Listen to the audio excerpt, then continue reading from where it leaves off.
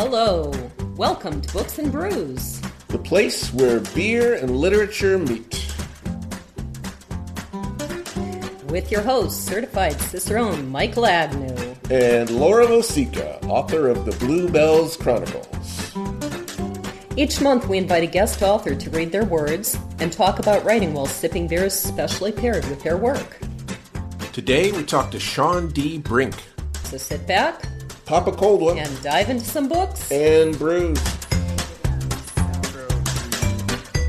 Whatever. And what? So I guess we're in. So what episode are we on here today? I believe we are on episode number 20. Episode 20. I think that's an excellent round number. So congratulations. You win a prize of a beer. The prize of our gratitude. Oh, Right. Awesome. You win the awesome gift of being in our presence, I guess. So how's your month been, Lauren? Well, you might hear it in my voice. I got severe laryngitis about 2 weeks ago. I had this brilliant idea, that I would get up early and go vote, and I'd only have to wait in line 10, 15 minutes. Well, it appears that the 57,000 other people in my suburb all had the same bright idea. Yeah. And so I stood in line in the cold for 4 hours. It was a very long line. And then the next day I actually worked at the election polls. So I was talking all day long, and then I taught for 5 hours. So I was talking 13 hours straight. And by the time I woke up Wednesday, I couldn't even whisper. So thank goodness email. I had to email my boss and say, I can't teach today. I can't even whisper. Play it again. But it was kind of nice because a friend and I went and spent a week on a lake in Wisconsin. And so if you're going to have laryngitis, a week on the lake in Wisconsin, beautiful place to have it. Yeah. It's quiet there, so you don't have to. Yeah, well, it was, I did spend about a day and a half writing notes. I had my notebook and I just wrote notes about everything and sign language and, So how's your month been? My month has been pretty good. I didn't work actual polls, but in the city of Minneapolis, they had early drop boxes for early drop sites for. So I worked one of those for several days. That was a whole lot of fun. The first few days was standing for long periods out in the cold, 6-hour shifts. Oh, So, not fun. Layers, totally layered up. But I was at a great site. Our site overlooked Mademacaska, so we had this beautiful lake view. It was gorgeous and a lot of fun. I had a great time with it. A lot of great people. Yeah. I did enjoy standing in line to an extent because it got to be kind of this camaraderie thing with all the other people standing out in the cold. And what do we do better in Minnesota than complain about the weather? And so we got to do that for 4 hours. So we were kind of in our element, really. But it wasn't bad, but it was fun in a way, just talking with people and stuff. But I did end up with severe laryngitis over it, so that part wasn't so great. Although my kids kind of like that because then, I go around whispering, do your chores. And they're like, what? I can't hear you, Mom. I'm like, do your chores. And they pretend they have no clue what I'm saying. So I'm going to put it out there right at the start. I haven't read a darn thing, so I'm hoping you can cover me. Well, you'd think I could.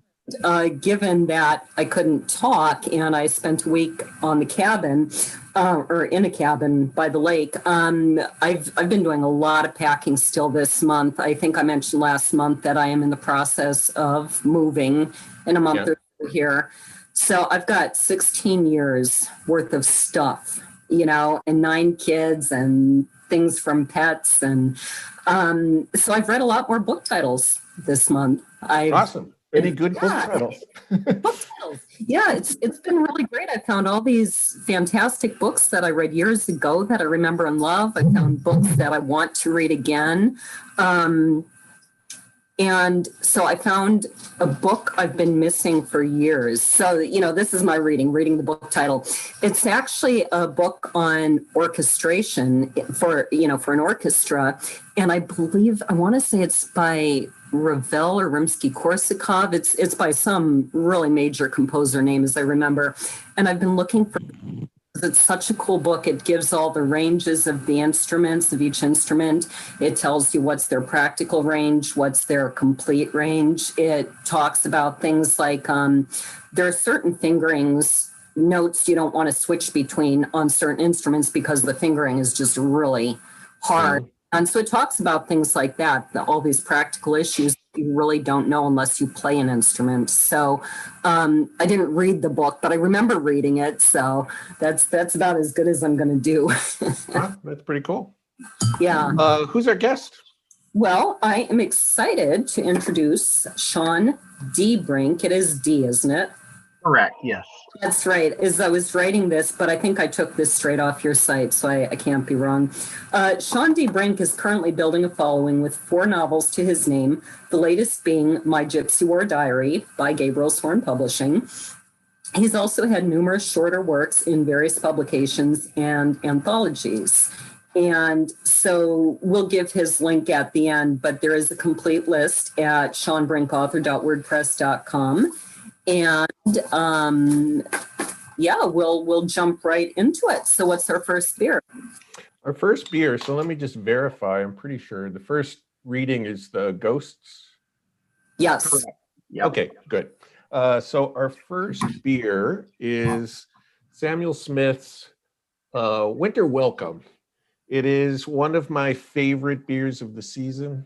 It's a beer that I always look forward to as winter approaches. It's just a lovely English style old ale.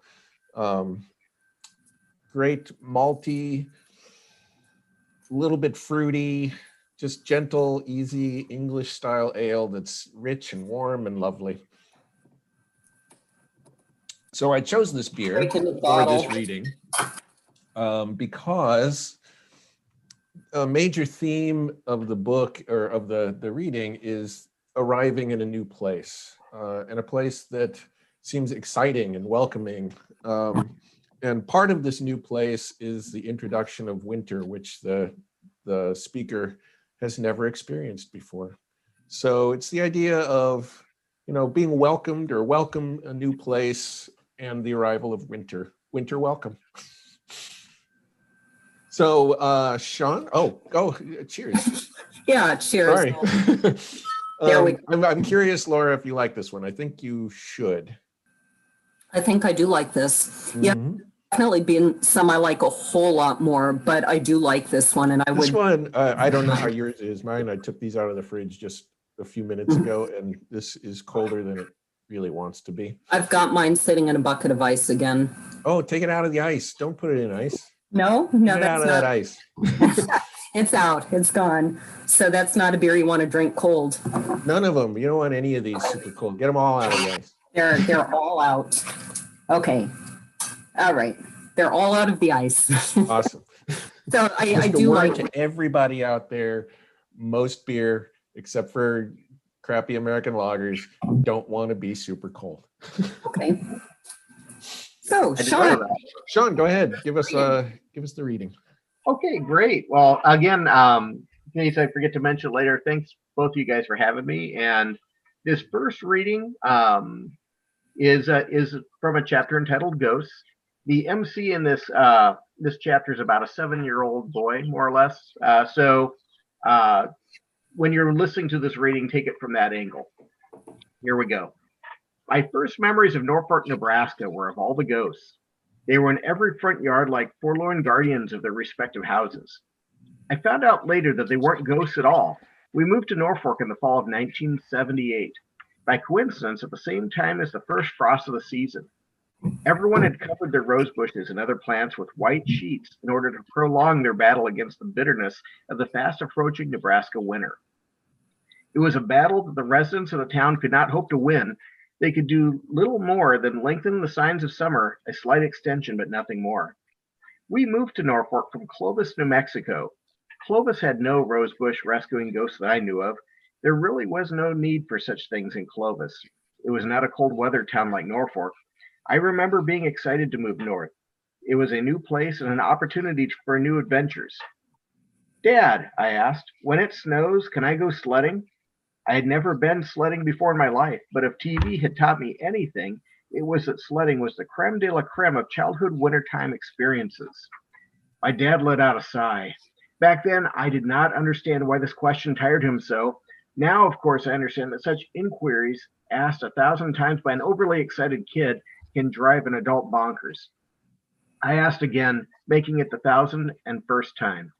He nodded. I was satisfied with that answer until the next time I felt the need to ask. I always give kudos to my parents. I was a child who required extra patience on their part, and they always did their best with me, even when on occasion I stretched their last nerves to the breaking point. Even back then at the tender age of 7, I knew that I was different. Being different is not a bad thing necessarily, but it did sometimes require extra patience on the part of others. Remember, this was all back in the 70s. If I was that age now, I suppose doctors would have diagnosed me with some sort of attention deficit disorder. Back then, however, such diagnoses often went undiscovered. The year prior to moving to Norfolk was my first grade experience. I don't remember it being much fun. I tried to pay attention, honest I did, but in the end I usually zoned out, tuned out, and was left out. As an example, if I had a dime for every time my teacher in Clovis asked me if I was going to eat my Thai for lunch because I had forgotten to bring my Superman lunchbox along with me to the cafeteria, well, I suppose I would have quite a pile of dimes today. Yes, that's correct. I wore ties to the first grade. More precisely, I wore bolo ties. I really don't know the reason as to why my mother insisted on this. None of the other kids' mothers made their children wear them. I guess she thought that such fashion statements were suave and sophisticated. Of course, my classmates had other opinions of my tie-wearing habit and made every attempt to make sure I knew it. Two sides to every coin, I suppose. But that was last year. That was back in Clovis. Now I could get a fresh start and put my bolo tie-wearing days behind me. I had a positive vibe rolling around inside of me as we entered Norfolk for the very first time with all of our belongings piled in the back of a U-Haul trailer. We entered the city limits and passed a billboard stating that Norfolk was the hometown of Johnny Carson, which I thought was pretty cool. It was kind of like moving to Hollywood, not too shabby for a bolo tie wearing kid from Clovis. So we drove past the many ghostly rose bushes. We drove down First Street toward my new home and toward an adventure that I could never anticipated, not in a million years. Excellent. You know, one of the things I really like about this is you did capture the 7-year-old's kind of view of things, and yet you also captured the adult looking back and reflecting on his childhood. And I thought you did that really well. So another thing that jumped out at me, because I don't know if we've ever really discussed this, you pronounce it Norfork, but it's spelled Norfolk, right? Yeah. Here's the thing. And I grew up in Norfolk, so I'm from Norfolk originally. Right. That's my hometown. And if you're from Norfolk, you say Norfolk, even though it's spelled Norfolk. And the reason being is the town was settled by German Americans back in the 1800s. And at the time, they named the town based on the fact that it was on the North Fork of the Elkhorn River. Okay. And they submitted it to the maps, or I don't know what the official term was, whoever puts it in the maps, they misspelled it like Norfolk, Virginia. Interesting. So if you're from Norfolk, you call it Norfolk. Okay, but, because you know the history. Well, why it's so interesting to me is because not only did I live in Norfolk, Virginia, and I pronounce it Norfolk, but one of our prior guests, Donna Isaac, the poet, she also grew up in the military, and she lived in that area for a long time. And so she pronounces it and told me everybody who actually lives there pronounces it more like Norfolk. Yep.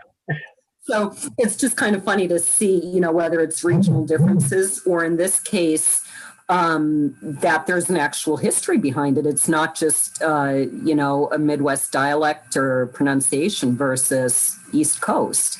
Yeah, so, and it's interesting you picked up on that, because me in reading it, it's just such a natural way that I say it. I don't even think that it's not pronounced the way it's spelled, but that's correct. And, even after Donna told me it's really pronounced Norfolk, more like that, like I just can't bring myself to say that. Because in my head, it's always been Norfolk. So I have a hard time with that because I know I'm pronouncing it wrong, but I can't quite get my tongue around the way it's really pronounced. So you, and this entire book, My Gypsy War Diary, is set in Norfolk, Nebraska. How old were you when you moved there? I was a little bit younger than what I put the character. Okay. I believe I moved there. It was around 1977, and I would have been 5 years old at the time. So, okay. But it is very loosely based on my memories. I did happen to find this the other day. I do actually still have my Superman lunchbox. Oh, funny. So, yeah. So that part was real. I really do have a Superman lunchbox. Hang on, hold that up again. I want to snap a picture of that. Sure. There we go. Now you'll notice, a lot of people think these things are worth something. Mine probably not. You'll notice that about 40 years ago, I thought Superman needed some help, so I put a Hong Kong Phooey puppy sticker right on the building. Probably devalued it, but it's a one of a kind for sure, because none of the other Superman lunchboxes have Hong Kong Phooey on there. You can't make it worth more or worth less. Yeah.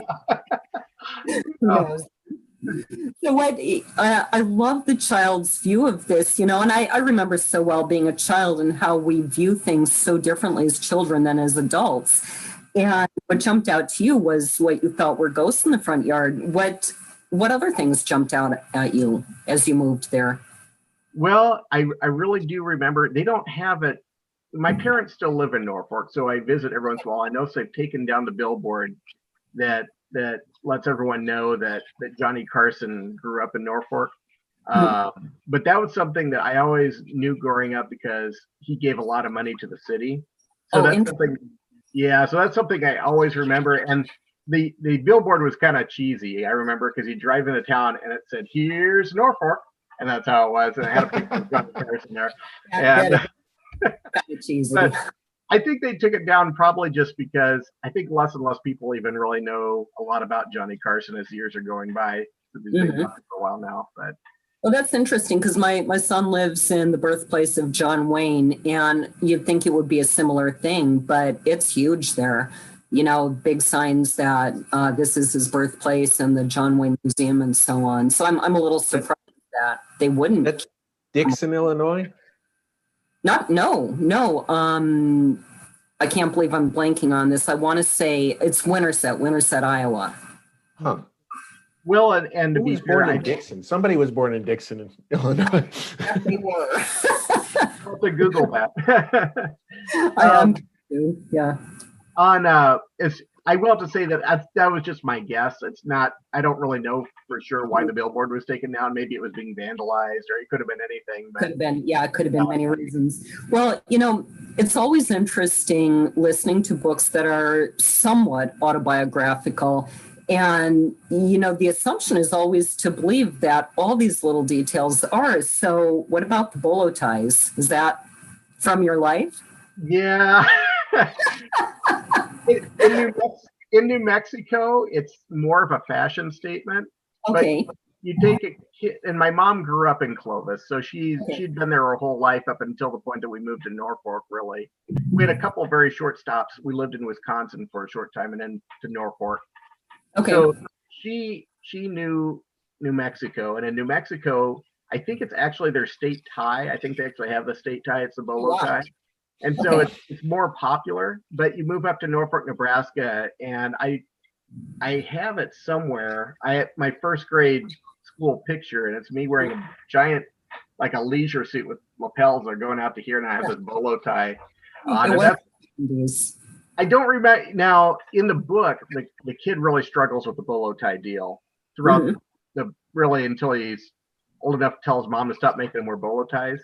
To my mom's credit, she did not force me to wear bolo ties. That was probably a personal choice I wanted in 1977. Well, I mean, it was 1977 and it was New Mexico. So it probably, wasn't, like to a Minnesotan. It sounds a little odd, but time and place were different.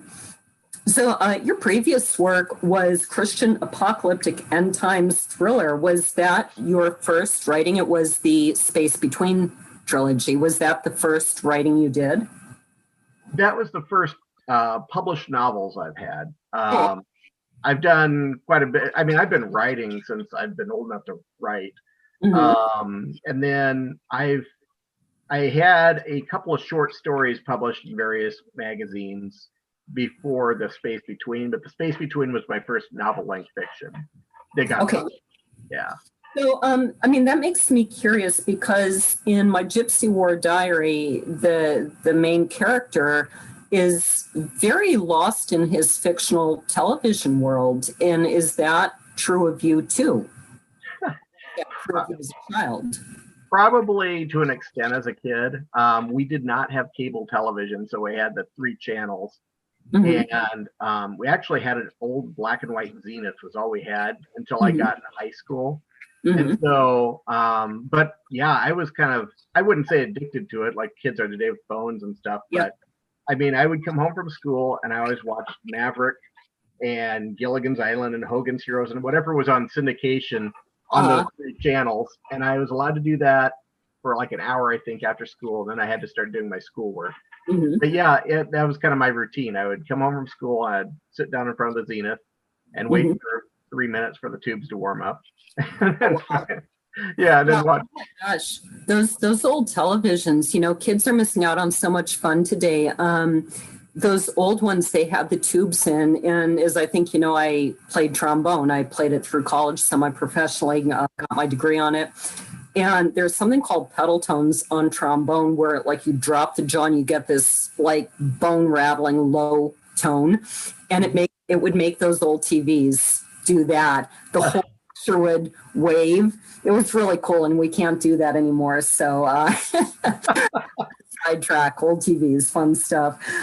It's a pretty big jump from Christian end times trilogy to a standalone kind of young adult book about this little town in the Midwest and this little boy. I mean, he's not little by the end. He's 13, 14. So what made you make this jump? What caused this complete shift? Well, because my first books were Christian fiction, a lot of people that started reading my work think of me as a Christian fiction author. And really what I look at myself as is a Christian that writes fiction. And most of my fiction has some elements of Christianity in there. And you'll see that in my Gypsy War diary. It's not necessarily a prominent, piece of the plot, but there is Christian doctrine kind of in there here and there. I try not to write ever to a preachy, side of things, but just part of the character development. And it's funny because the novel I'm working on right now is actually not a Christian fiction novel at all. In fact, I'm considering maybe writing it under a pen name just so it doesn't confuse my readers. But I kind of write all over the spectrum as far as the Christianity input into the books. I would say the Space Between trilogy was a lot more to one side. Right. My Gypsy War diary is a little bit more towards the middle. And the book I'm writing right now is a straight up secular horror novel, and it's probably way over here. But I still write from a Christian worldview, even in those situations. Well, I think that's the key difference. All of us are always going to write from our worldview, but some people are writing very specifically to push that, and they're writing to say, this is, what I think everybody, whatever, whereas some people are simply writing a story and you can't help but your worldview coming out. And I do think there's a difference. I've read some, and I'm not going to go into whose worldview it was, but there was one I read probably 30 years ago, and I thought it was a horrible story because she didn't write it to write a story. She wrote it to say, this is what you should all think. And I'm like, that's not how you go about writing. You could have maybe written the same exact story, but if you'd written it to tell a good story, I think it would have been very different. So I'm not a huge fan of pushing a world belief in writing. I'm a huge fan of writing a story. And, whatever comes out, comes out. I think that we are ready for beer number 2. Okay, beer number 2. So it turns out all 3 of the pairings today are mostly beer name pairings. Okay. Something about these stories just lend themselves more to like the branding of beer than the beer styles themselves. Mm-hmm. So the next beer is appropriate in a couple of ways. One, the brewery is Bad Weather Brewing in St. Paul, Minnesota. And then the beer itself is called Windvane. So that is appropriate. It is a red IPA, a style that once upon a time would have been called a West Coast style red ale. But then at some point, IPA became the thing that everybody wanted. And so everything became an IPA if it had a lot of hops in it. So it's a red IPA. Red IPA means it's hop forward like a regular IPA. This one has a lot of kind of citrusy, melon kind of hop flavors and aromas. Bitterness is a little bit lower. It's a little more balanced by the malt, and the malt has this nice caramel and toast character to it. This one you might not like, Laura. Okay. But try it, we'll see, because there is enough malt there that it might support it for you. So, cheers.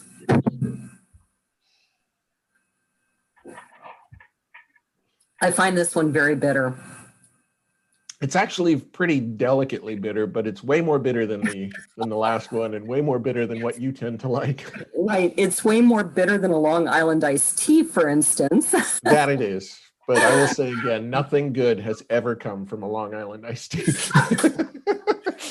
Those are fighting words. I'm going to have to disagree with you.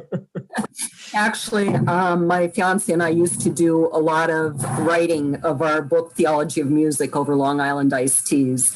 And so that's perfect. I'm excited to get back to. It's been on a bit of a hiatus, but we used to spend, I believe it was every Monday night, working at Green Mill, having our Long Island iced teas and doing research and writing outlines. So I strongly disagree with you on that. But I will say, having had laryngitis a week and a half ago, and I've been fighting it, any beer tastes good right now. So Go ahead, Shawn. Reading number 2, post-game events. Okay, and just a little bit of background. The MC in this chapter is actually a little bit older. He's going to be probably about 12 years old in this chapter. And it's reading from chapter entitled Post-Game Events. The lightning struck. A deep roar of thunder quickly followed. The game was over. The crowd exited Memorial Field. Everyone wanted to get home before the deluge was released. The parking lot was half empty by the time we got to the exit. I looked down at Mrs. Skoll's ancient feet as they shuffled along and was reminded again of the top speed she was capable of. I remember the turtle that had passed us by on the way here. Lucky turtle. While most people were pushing toward their cars, we pushed in the direction of the entrance to the alley that led us home. This was a task made tougher by the fact that we had to go against the flow of the crowd.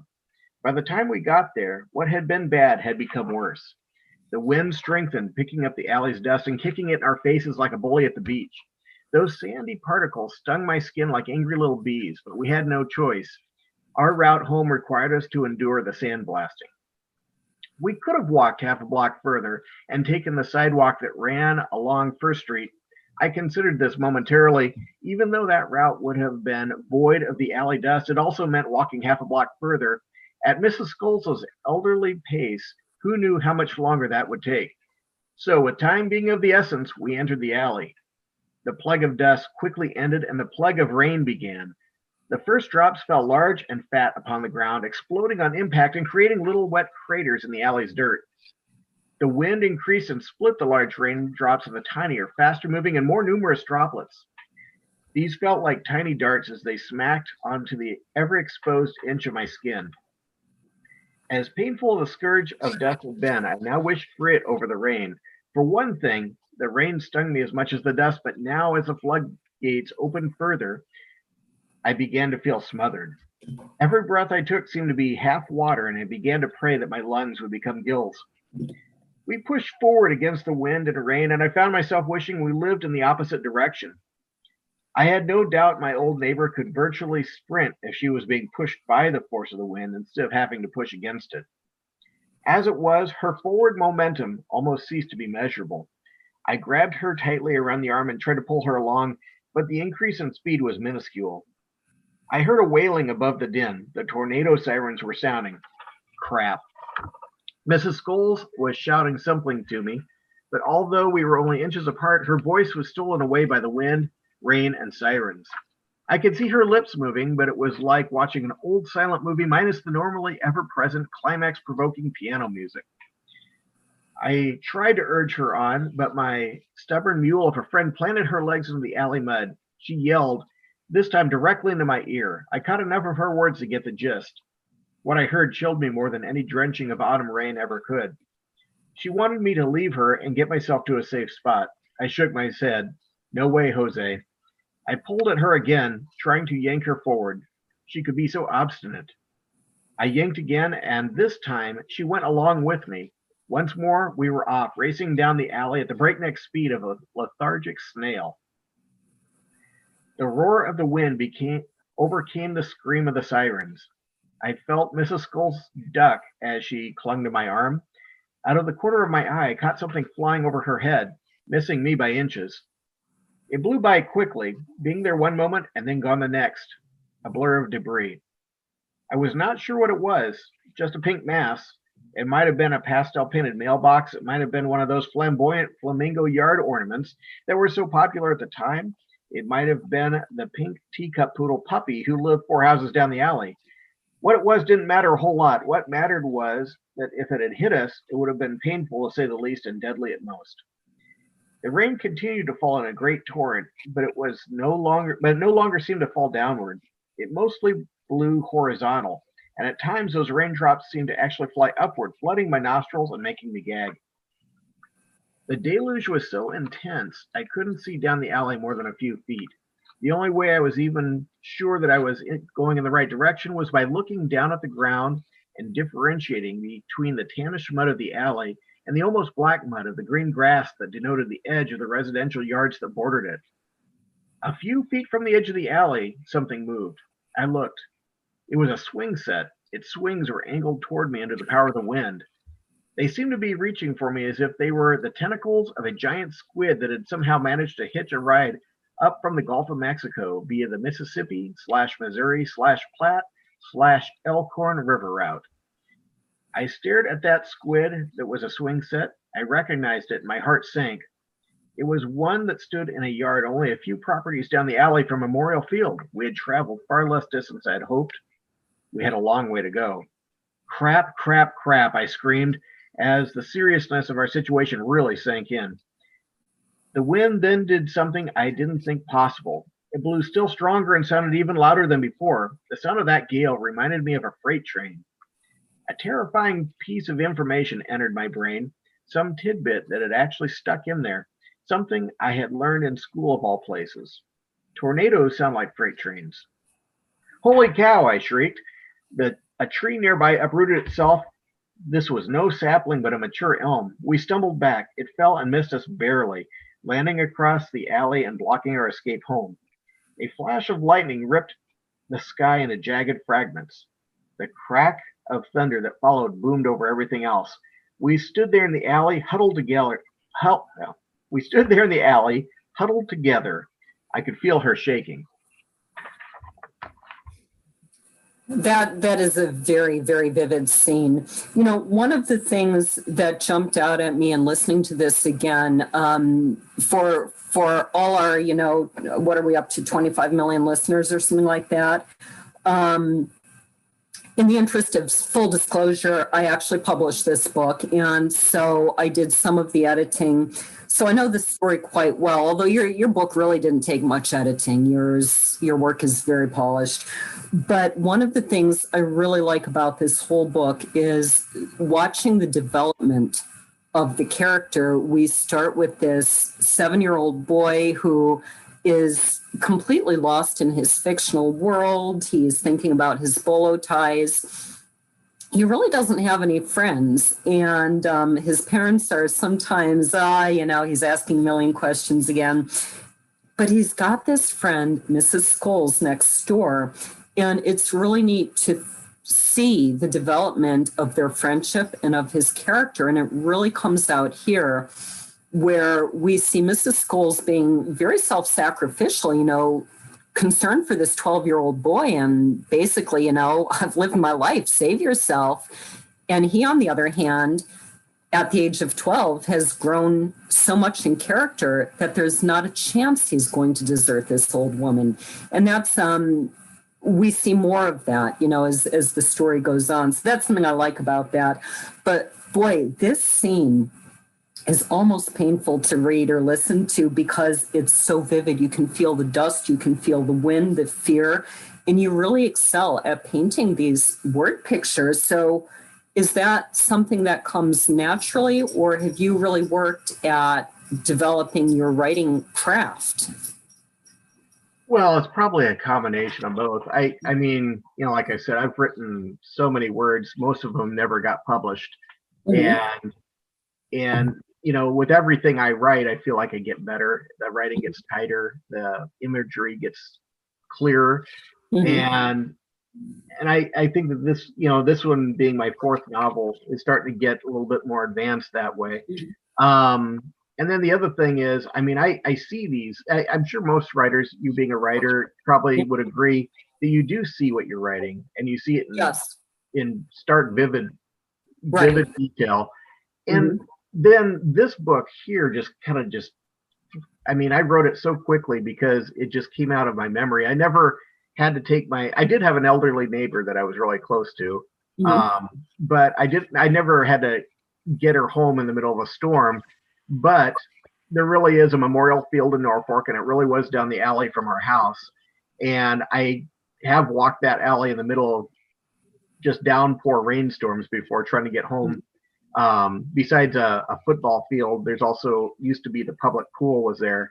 And a lot of times they closed the pool because the storm was coming. And so then I had to get home down the alley. And so these are memories that are actually burned into my mind.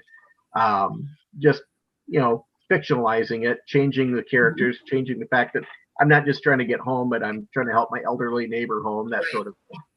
Right. It's very, very easy to imagine that. Some authors don't go quite so close to actual stories and events from their own lives as you have in this book. But how much do you think authors ever completely get away from their own experiences? Well, I guess I can't speak for all authors, but as far as I am, I write what I know. And so you can't really get away from that completely. Mm-hmm. You might be able to write, like The Space Between was more fictional as far as it was less in the real world, I guess, per se. And yet I was writing based on experiences and things that I remember that I can write about. I think every author has to write what they know. Otherwise, you're writing what you don't know, and that just doesn't make any sense. Right. Yeah. Right. I want you to tell the story of why it's Shawn D. Brink, and then we're going to jump straight into beer number 3. Okay. So, yes, if anyone listening wants to Google me later, make sure you put in my middle initial, which is D as in dog. The reason I added my middle initial, I live right now. I live in the Omaha area. I've lived here, Omaha, Nebraska, for probably 25 years or so now. But when I moved to Omaha, I discovered I would be woken up on Saturday mornings when I didn't have to work, which was very obnoxious, and it would be phone calls. And I would answer the phone, and they'd say, "Is this Shawn Brink?" And I'd say, "Yeah." And then it would always be an angry call. It would be somebody who wants their house painted, And apparently there was a painter, a house painter in Omaha area named Shawn Brink, spelled the same way and everything. And I mean, if you're listening, Shawn Brink, I don't mean any disrespect, but you seem never to show up to your painting jobs. And so I would get yelled at. Respectful way. And I haven't gotten those calls for probably 10 years now. So I don't know if he moved away or what happened, or maybe he just no longer is a painter. But he's busy not painting in another city. Yeah, he's busy doing anything but painting. Yeah. But that gave me the idea when I got around to my first book and working with my first publisher, just kind of as we got to the final stages, said, you know what, add the initial in there, just because I thought it does differentiate a little bit more. I don't know how many other Shawn Brinks are out there. Not that there's a ton of them or that they'd try to steal my work or anything, but I just want to individualize myself a little bit better. So I added the D, and it's kind of stuck ever since as my writing name. So I do know that out in Washington State, childhood author was Margaret Anderson. And I visited her about a year and a half ago now, and she was telling me that there's actually another author named Margaret Anderson. And so the two of them would get confused. And with a name like Laura Voseka, there is just about no fear that anybody else is going to be writing under that name. I think. Have you ever Googled your name, Laura? I'm curious if there are other Laura Vosekas out there. There actually is another Laura Voseka, and the last I checked, I believe she lived in Colorado. Not that I go checking up on her in case she's listening. This was like 10 years ago or something, and she was married to a Ron Voseka, which happens to also be my cousin's name, but I know it wasn't him. So it was kind of ironic. But yes, I was surprised there was another one at all, because it's, obviously not a common last name. So beer number 3. Beer number 3. All right. So in this particular reading, there's this phantom. I'll just call it a phantom approaching. And as far as during the reading, we don't know what that phantom is. And so, my mind was spinning out, and maybe I was influenced by the first reading with the ghosts over the roses. But, I'm thinking ghost, phantom, some sort of supernatural thing coming up the stairs towards the narrator.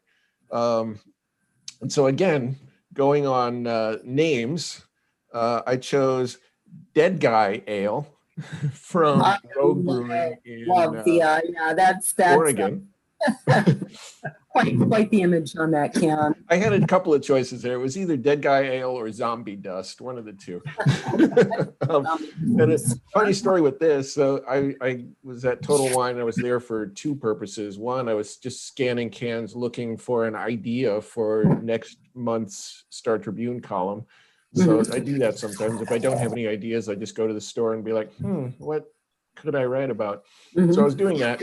And there's one guy that works at the store that always seems to be there when I'm there. It helps me out. So I'm asking him about the ideas for the thing. And then I said, so let me just ask you this. Here's another idea. So this is a very conceptual thing. I need a beer that says ghost. And he latched right on. He's like, so do you mean in the style, or do you mean the title, the name of the beer, or the brewery, or the label art? Could be any of those. Let your imagination run wild. Actually, I won't take credit. He's the one that pointed me at Dead Guy Ale. So he did his job admirably. So this is a Maibach style beer that is fermented as an ale instead of as a lager. So you get the bready kind of honey malt of a Maibach, the just balancing bitterness. But because it's fermented as an ale, you also get these kind of apple pear notes that come in that you wouldn't get in a typical Maibach. You might like this one, Laura. It sounds like something I'll like. So, I'm doing the clinking of the glasses here, but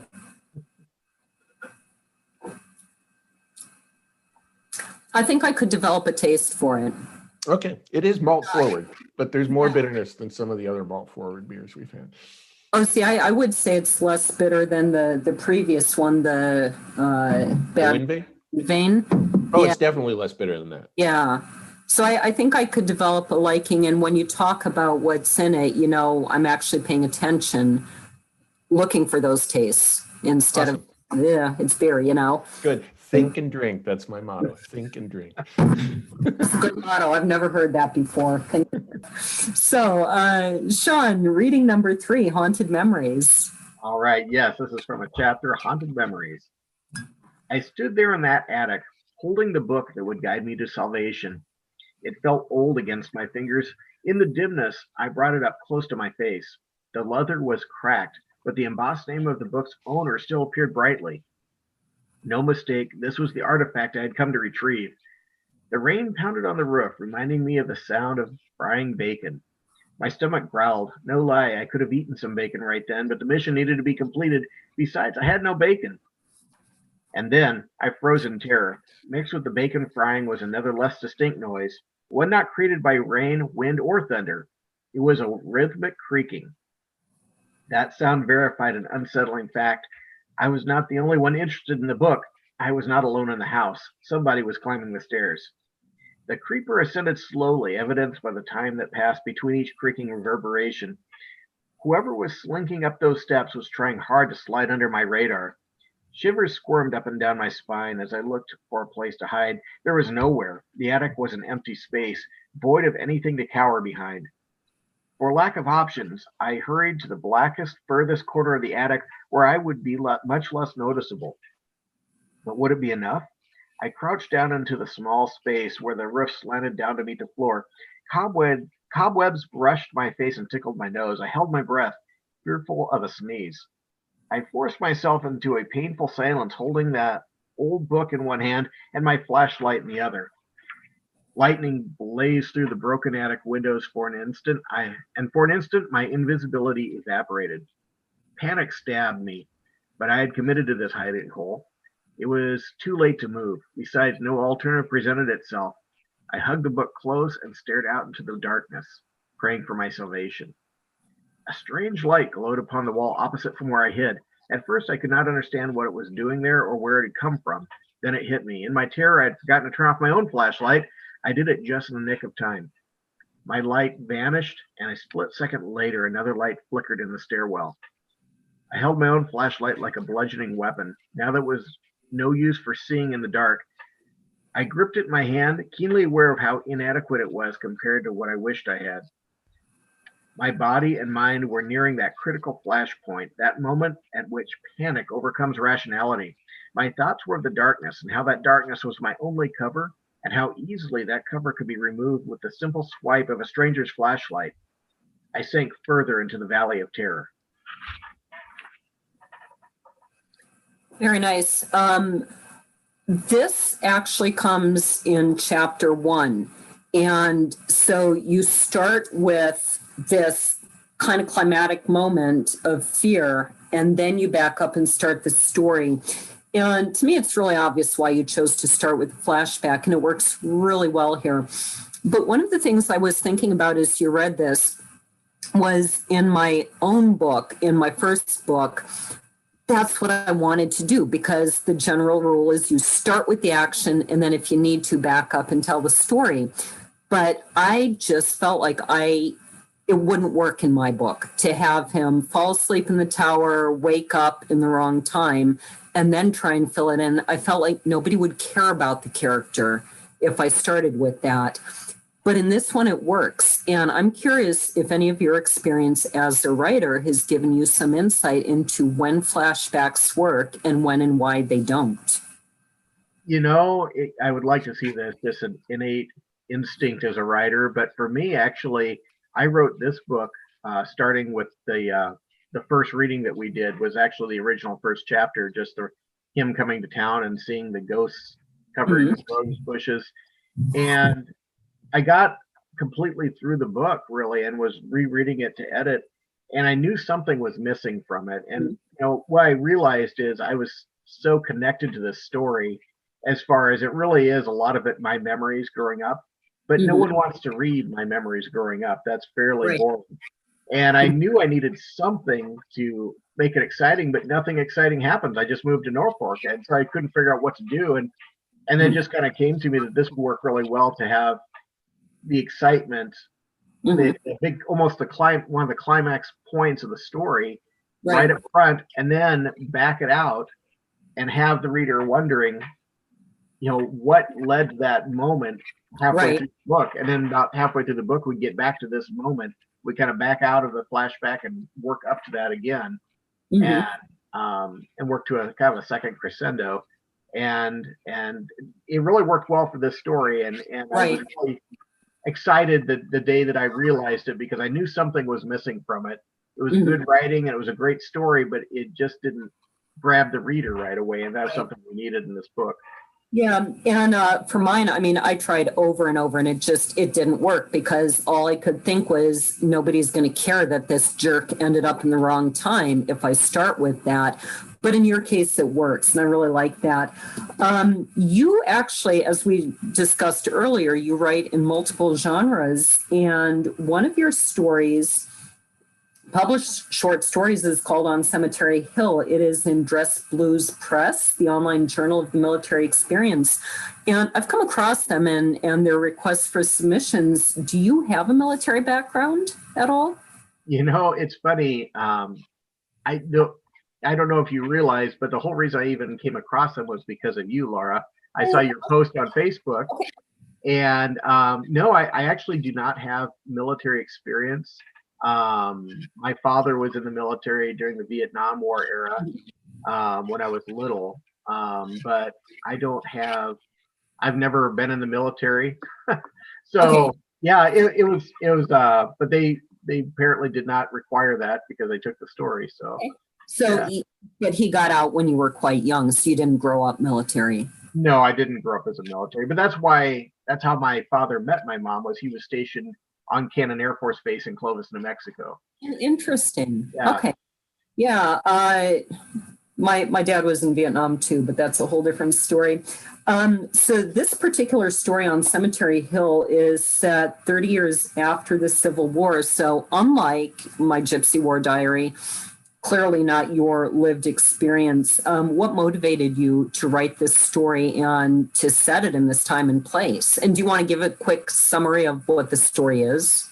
Sure. So the story, the main character is a veteran of the Civil War. And the story, like you said, is set 30 years after the Battle of Gettysburg.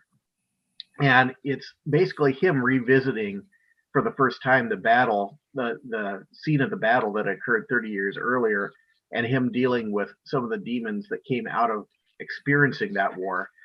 So that's the setting. As far as, I'm sorry, and I should remember, I think I've lost track. What was the question? What motivated you to set the story in that time and place? Oh, okay, yeah. I've always liked history. My undergraduate degree was in social science, which has required a lot of history credits in order to have that secondary education social science field endorsement. And so I took a lot of history classes in college, and I've always loved history. And so it was actually a lot of the shorter stories I've written have historical elements in them, and that's one of them. Yeah. Okay. So one of the things I liked about this story, it's a very short story. What is it, like less than 500 words, maybe? Yeah, I think I want to say, it's less than 1,000 for sure. Definitely. You really pack a lot into that, his relationship with his wife, that he's dealing with these demons. We learn that he did something that at the time he didn't think mattered, but it's really plagued him all these years.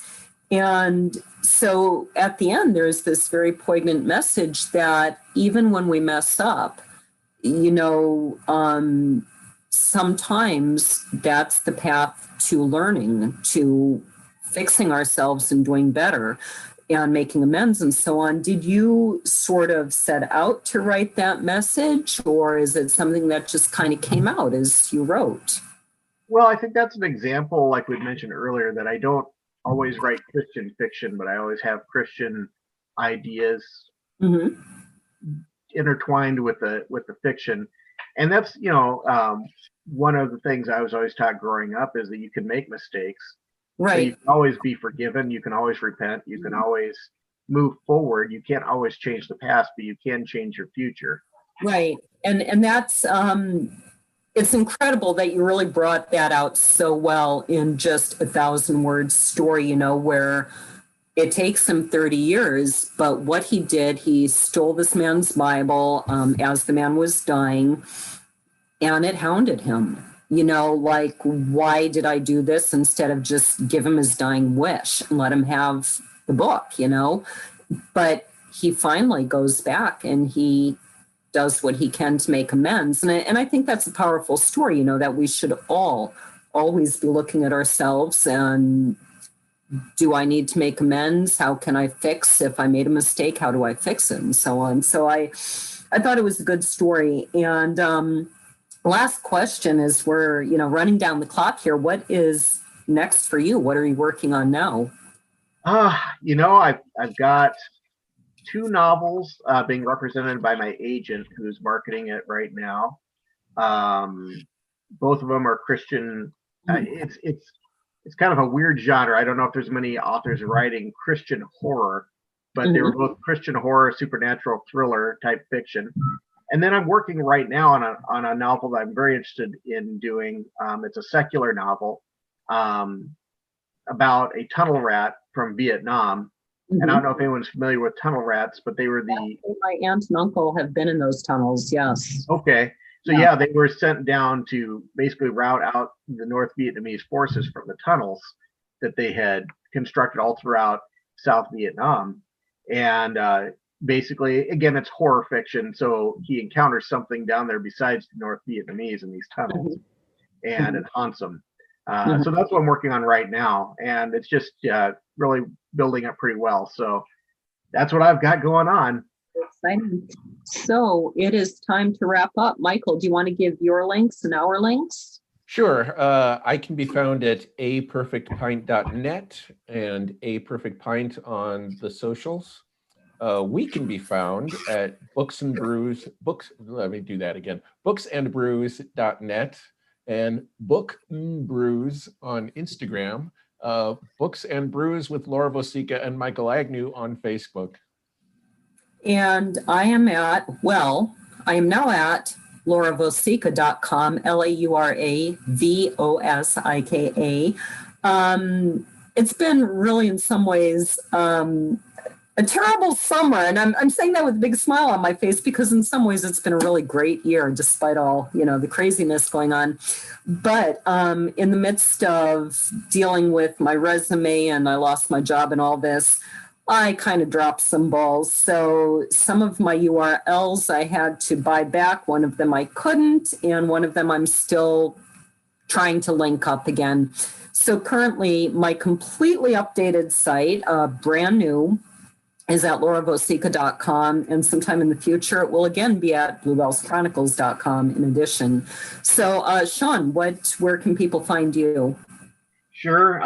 Like I said earlier, if you Google search Shawn D as in David Brink, I pop up right away. Otherwise, my website is ShawnBrinkAuthor.wordpress.com. I can be found on Facebook at Shawn Brink Author 1 or on Twitter. And my Twitter tag is Shawn Brink Auth, AUTH, and then the number 2. Probably the easiest way is just go to my website. I have links to my Facebook feed, my Twitter feed. If you want to learn about my literary agent, all the links are out there on my homepage on my website. So that'd probably be the easiest. Okay, fantastic. And who's next? Lauretta and Michael Kehoe, who are the authors of A Dream of Dragons. And Lauretta has also, I call her Lori, has also published what's called Gypsy Heart. It's a collection of her grandmother's poetry, much of it translated from the original Hungarian. So Lori is an avid reader of all types of books, but mostly science fiction and fantasy, seeking in these stories reflections of her faith. Not finding many, she decided to write what she wanted to read. Her husband, Michael, is a professional comedian, actor, and screenwriter, and he'll be with us too next month. In addition to his geriatric Elvis performances in the Las Vegas area, he has appeared in several movies, including the latest Jason Bourne film and the Godzilla sequel. So that'll be exciting. He added his input to her book, which became A Dream of Dragons, and they have also published stories in several anthologies, and they live in Las Vegas, where he actually performs at casinos. So that should be a good show. Excellent. Yeah. Shawn, thank you for joining us. Thanks for having me. I had a great time. You guys are awesome. We have yet to have anyone say otherwise. This has been episode 20 of Books and Brews. So thanks for joining us, and cheers. Cheers. Cheers.